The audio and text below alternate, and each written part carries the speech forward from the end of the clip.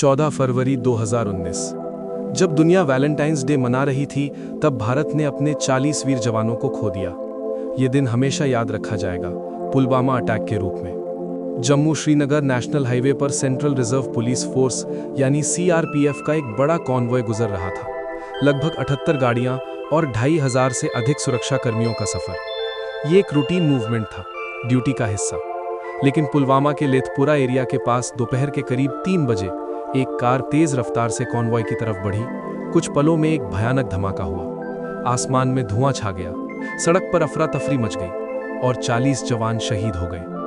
इस हमले की जिम्मेदारी ली जैश-ए-मोहम्मद ने। पूरे देश में शोक की लहर दौड़ गई। हर शहर, हर गांव में लोग सड़कों पर उतर आए।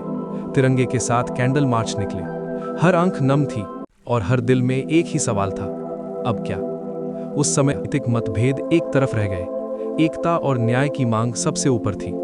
पुलवामा सिर्फ एक सुरक्षा घटना नहीं थी, ये भारत के लिए एक इमोशनल टर्निंग पॉइंट था। इसने देश को याद दिलाया कि सुरक्षा के पीछे कितनी बड़ी कीमत छुपी होती है, वो कीमत जो हमारे जवान अपनी जान देकर चुकाते हैं। 26 फरवरी 2019 को सुबह के अंधेरे में इंडियन एयरफोर्स ने पाकिस्तान के बालाकोट क्षेत्र में एयर स्ट्राइक की। इस ऑपरेशन को जाना गया बालाकोट एयर स्ट्राइक के नाम से। भारत ने कहा कि ये आतंकवादी ट्रेनिंग कैंप्स पर टारगेटेड स्ट्राइक थी। इस घटना ने दोनों देशों के बीच तनाव को और बढ़ा दिया और दुनिया की नज़र साउथ एशिया पर टिक गई। लेकिन इन सब के बीच सबसे गहरा सच था 40 परिवार, जिन्होंने अपने बेटे, पति, भाई या पिता को खोया।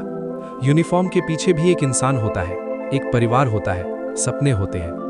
आज जब हम सुरक्षित महसूस करते हैं, जब हम अपनी जिंदगी की दौड़ में व्यस्त होते हैं, तो हमें याद रखना चाहिए कि किसी ने अपनी जिंदगी दांव पर लगाकर हमें ये सुरक्षा दी है।